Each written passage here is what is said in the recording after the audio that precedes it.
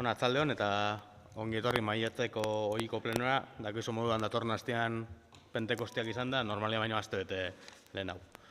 Aurra Xabi nahi baldin mozu. Atzaldeon, zerrendakin abiatzeko, lehenengo eta behin, 2006ko, apirilaren 27ko aktaren onarpena. Bigarrenik alkatearen jakinarazpenak. Hirugarrenik 2006 garren urteko udal ordenantza fiskalen aldaketaren hasierako onarpena. Hau batzordeko irizpenarekin dator. Eta udal zerbitzu batzuk urte naturalaren arabera kudeatzen dielako, ikasturteka, nahi da epigrafe zehatz batzutan, zehazki lehenengo zerbitzua eskaini eta jarduera administratibo buruagatik ordaindu beharko tasen ordenantza arautzailearen epigrafe K eta L-en 4% igotzea ikasturtera egokituz. Eta bigarreni zean zerbitzuak eman edo udalaginpeko jarduera administratiboa burugatzeatik preso publikoen ordenantza arautzailean bere epigrafea ere aldatzie planteatzea udaleku irekiei dagokiona. Hor, lehen eta bigarrengo seme-alabatik espedientin dituzuen zean daude tasa edo tarifa sozial konkretu batzuk, eta hirugarren eta ondorengoak doainik izango litzateke, hirugarren, laugarren, eta aste horiei daukionez, ezta. Eta izango litzateke hemen bozkatu beharrekoa, aldaketa hau hasieran onartzea, eta bigarrenik erakusketan jartzea, daukion epean, alegazioak eta egin alditzaten. Azalpenik ez bago, bozketa egingo du. Alde, kontra, abstentzioa, onartua, aldaketa gehiengoz.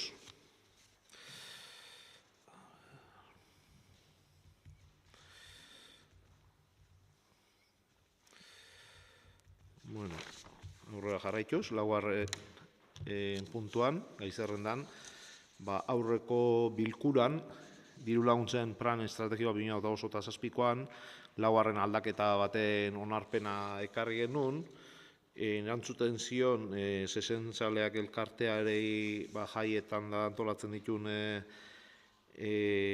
ekimenengatik diru laguntza lerro bat irikitzea, ohartu dira sailetik ez ditura baldintza betetzen eta ikusita jaiak gainin daudela aurten ez dula aldaketa hori emateko eperik ematen. Hortaz, aurreko urtetan bezala planteatzen da hitzarmen bidez bideratzea, hori dela eta bikoiztasunik ez da egin egon. Hilde batetik hitzarmena eta bestetik diru laguntzaren plan estrategikoa, hori bertan behera gelditzea planteatzen da.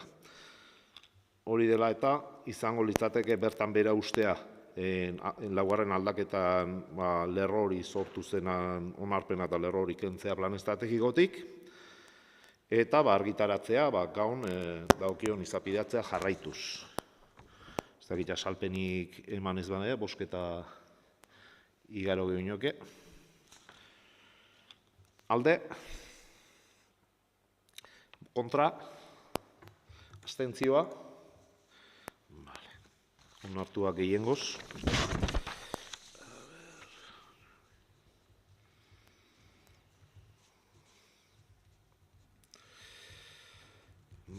Bosgarren gai zerrendako puntuari jarraikiz, udal aurrekontuaren 7. kreditu aldaketa bat onartzea dator, transferentzia bidezkoa. Hemen planteatzen dena da, dauden partida batzutatik beste batzutara transferentzia bidez kreditu aldaketa bideratzea.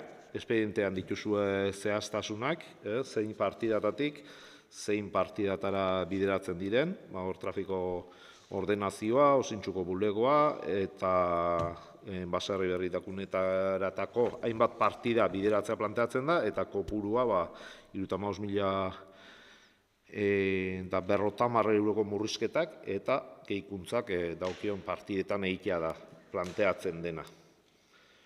Ez dakit azalpenik dagoen, bestela bosketara igaroko gineke. Alde, kontra, abstentzioa,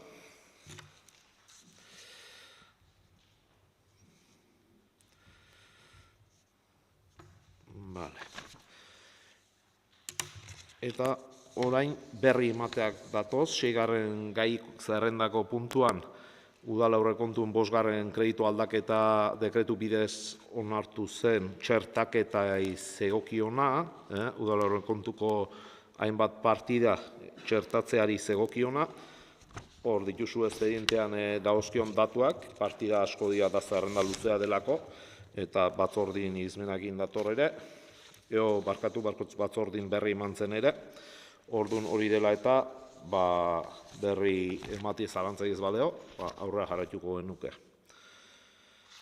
7. ere beste 6. kreditu aldaketan berri ematea idaukiona da, hau gehikuntza bidezkoa, batzordin ere horren berri eman zela nago dekretu bidez alkatin eskumenekoak hauek ere, eta horretuz espedientean, zein partidari eragiten dioten da zein kopurutakoa diren, beraz, berri ematea egintzat emango genuke, zalantzaik ez baldin mauentzat, aurrera jarretuko genuke.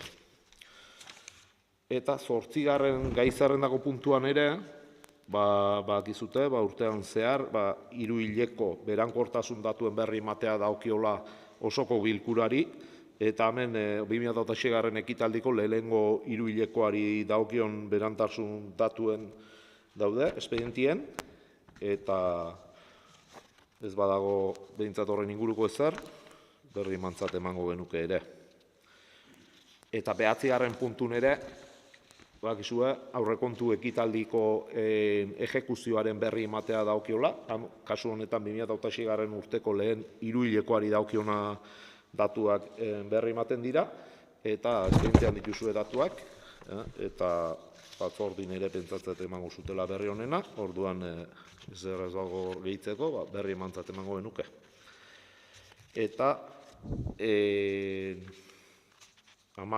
puntuen izango genituzke 2 mozio tratatzeko, lehenik komentatzen nion oin alkati prozedura jarraituz naiz de udal honetan bozeramaileen batzordean tratatuak izan eta dagokiola lehenik gai zerrendan nola barne bildu ez ditugun bosketa egitea, gai zerrendan sartzeko, ondoren tratatuko litzatzeke eta ondoren boskatu onartzea edo ez, ezta?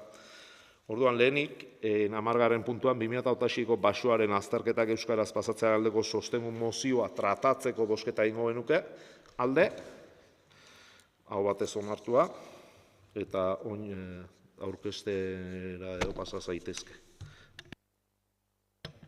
Lehenengoa EAJ aurkeztutakoa, orduan, kepa nahi baldin mozu.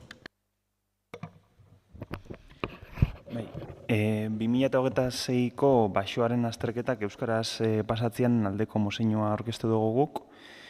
Kontuen eukitza 2026ko ekaineko matematika azterketa aplazatua euskaraz pasatzeko debeku baten abisu atzeratua eta honek haustura bortitza suposau zebala arrazoirik barik, eta kontuen eukitza erabaki honek ehun ikasle baino gehiago zailtasunean jartzen dituala, eta segurtasunik gabeko egoera pedagogiko bat sortzen dabela, eta gazte honen etorkizuneko ondoria dituztela, hauegatxik eta beste hainbat arrazoi politiko eta juridiko gaitxik proposatzen dotzagu Bergarako Udalbatzari hainbat puntu onartzia.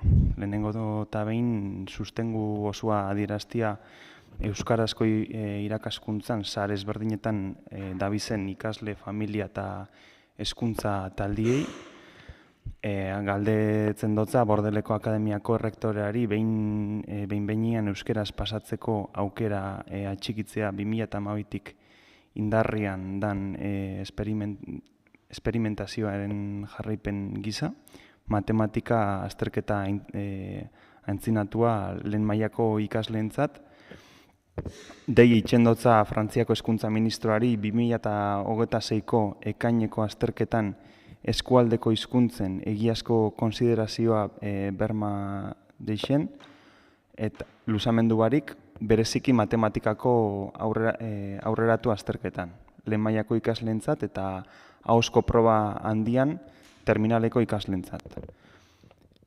Oroitaratzen dau hizkuntza gutxiagotuen aldeko diskurtsoak ekintza zehatz eta koherenten islatu behar diela, eta azkenik goraki aldarrikatzen dugula euskararekiko atxikimendua gure lurraldeko ondare bizia dalako.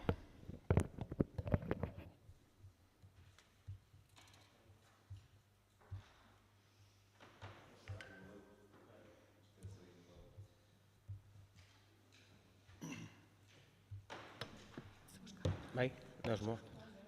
Vale, Ider, horrela.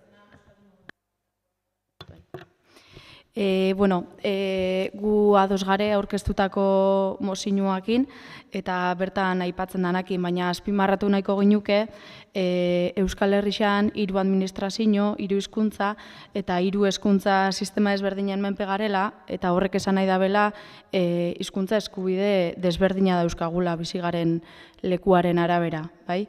Eta guk aldarrikatu nahiko ginuke, euskaldun guztiok hizkuntza eskubide berdinak eukitzia bizi garen lekua kontutan neuki gabe. Boskara pasako inake? Alde? Hau batez onartua.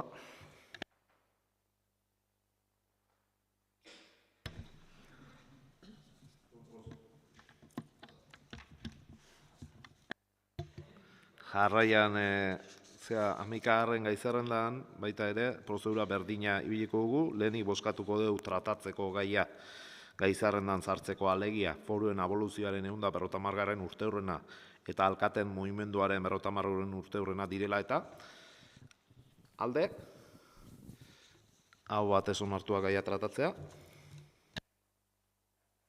Eta hor, pixkat kontestuan jartzearen, dakego moduan alkate mugimenduak duela 50 urte eta baitxa oura be, 100 urte lehen foruen aboluzioan fetxa efemeride hori nolabait aldarrikatzeko egin zan mugimentua izan da, importantzia handiz eukizoan herrixan, eta hori kontuan eukitzan neuk bozeramai batzordean proposonoan horren inguruan lanketatxo bat zabaltzeko aukera, eta ondoren, kasu honetan alderdixen artean be lanketa bat egin da, EH Bilduk eta AJak aurkeztu dabe adostutako mozio hau.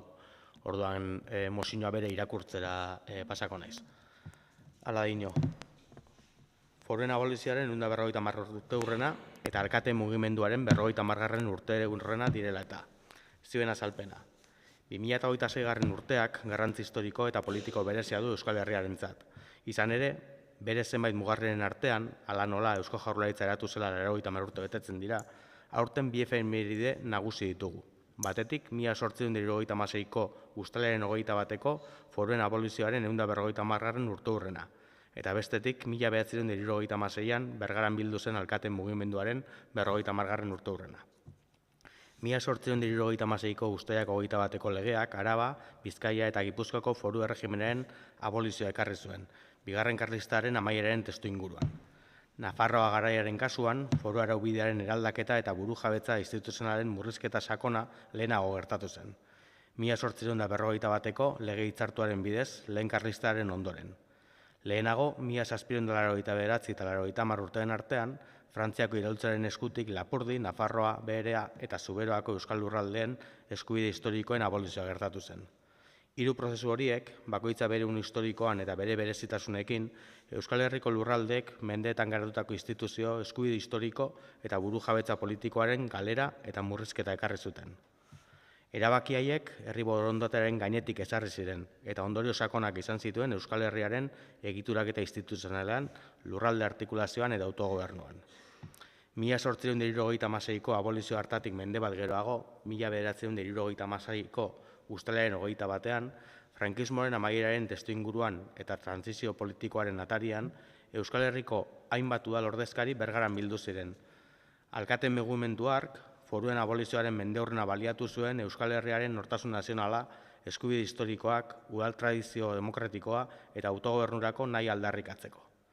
1976ko adierazpen hartan jasotako espirituak gaurkotasun osoa du oraindik ere. Izan ere, udalerriek Euskal Herriaren historian izan duten eginkizun politiko eta instituzionala funtsezkoa izan da, eta gaur egun ere, udal erakundeek herritarren borondate demokratikoaren adierazpide hurbilena izaten jarraitzen dute. Bergaran izan ziren alkateek eta zinegotziek aitortu zuten ez zitzaiela xamurra gertatu, herriaren nahia eta erabakia ulertu eta argitara ematean beren gain hartu zuten erantzukizuna betetzea. Hala ere, haiek uste zuten heldu zela garaia argi eta garbi adierazteko herriaren eskubide politikoak iraungi ezinak eta ukaezinak zirela. Auziaren benetako funtsa ez baitzegoen foraltasun zaharrean, eskubide historiko horiek eguneratzean baizik. Foruek adierazten zituzten subiranotasun eremuak Euskal Nazio ikuspegitik gaur egunera eta etorkizunera proiektatzean alegia. Orduan bezala, bizi dugun egoera honetan ere, desafio berriei ekin beharrez aurkitzen gara, eta argi aldarrikatu nahi dugu etorkizuneko gizarte erronkei erantzun baikor bat eman ahal izateko Euskal Herritarren ahotsak bere lekua behar duela, hitzaren eta erabakiaren jabe behar dugula izan. Oso garrantzitsua da une hau hartu behar ditugun erabakietan asmatzeko. Erantzukidetasun politiko eta sozialaren garaia da. Gure herria eta bere jendea aurrera ateratzeko ordua, garapen ekonomikoa, gizarte justizia eta subiranotasun politikoa oinarritzat hartuta. Erronka horiei guztiei ezin zaie behar bezala erantzun eskumen mugatuekin. Gaurko auziek gaurko tresnak eskatzen dituzte, eta Euskal Herriak autogobernu eta burujabetza handiagoa behar ditu bere etorkizuna bere herritarren borondate demokratikoaren arabera antolatzeko.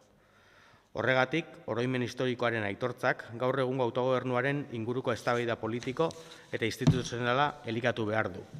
Horregatik guztiagatik, Bergarako udalbatzak honako hau erabaki du. Erabakiak.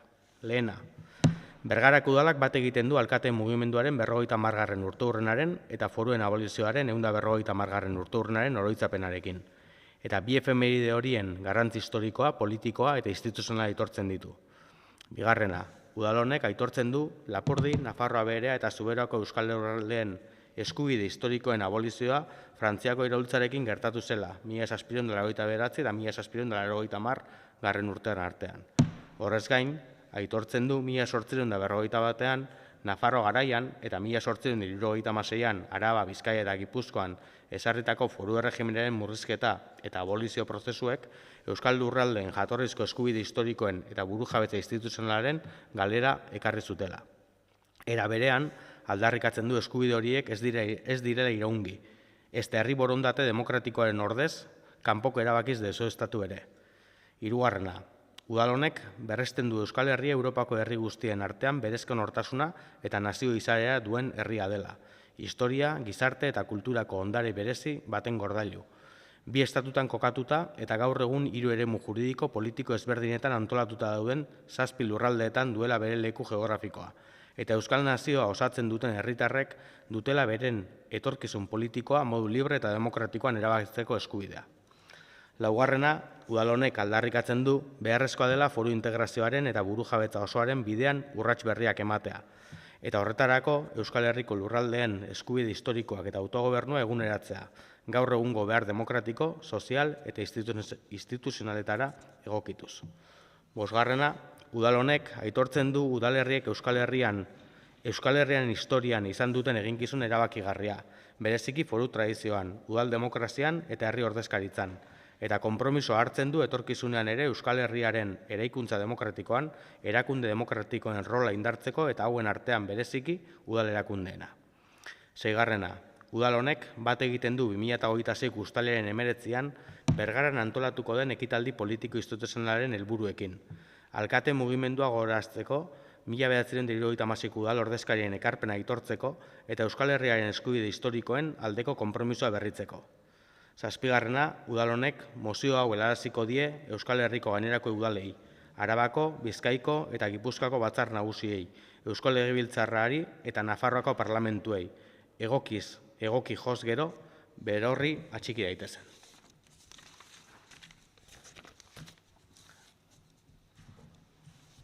Eta esan dako moduan, EAJ eta EH Bilduk aurkeztutako mozioa da, eta aldi berian udala eta aldundixaren artean lanketa alkarlanean eitzen abitzena ekitaldixai begira. Eta horrekin, Xabin, bozkara pasako inak.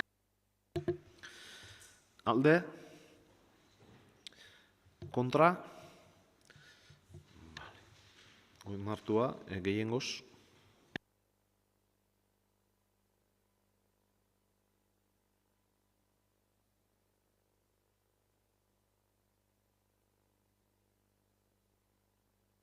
Bueno, eta azken gai zerrendako puntua, eskaerak eta galderaik. Bukatutzaten moten dugu maiatzeko plenua, jaixa gainean duzkagu, ondo pasau eta horrengo arte.